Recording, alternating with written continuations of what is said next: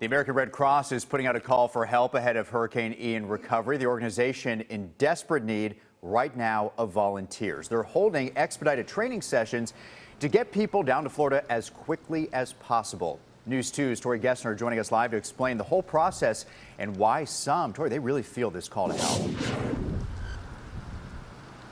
That's exactly right, Mark. A lot of volunteers for the Red Cross during the pandemic stopped helping during that pandemic, and then they just never came back. So today's training was around 4 hours long and mainly focused on teaching people how to be Red Cross shelter volunteers. And now some of those volunteers are getting ready for a 2-week trip to Florida.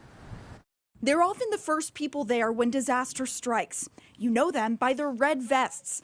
These volunteers haven't earned theirs just yet, but they're well on their way. We're used to so many disasters, so I want to know how to help officially. Training to become an American Red Cross shelter worker, Emmett Martin is willing to step up.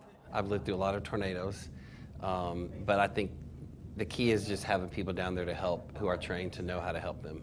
Martin's training couldn't come at a better time. Red Cross volunteers handle 90% of the organization's work, but after COVID, they lost a lot of that manpower. Now, as Hurricane Ian slams into Florida's coast, the Red Cross is expediting its training session to get more volunteers out the door. We help people on their worst day of their lives. We're there to meet their needs, to help provide for the things that they're going to need to recover.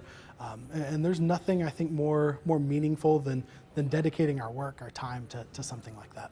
They'll be dedicating a lot to Floridians over the coming months. The Red Cross in Tennessee sent almost 30 volunteers to the expected disaster zones ahead of Hurricane Ian. They'll filter in more to help with what will likely be a long road to recovery. When people are, they show up at a shelter and see people wearing that red vest, that kind of universal sign of hope, it really is a reassuring thing. We see that calmness kind of take over, and as they walk in, there's almost that first recognition of it might actually be okay.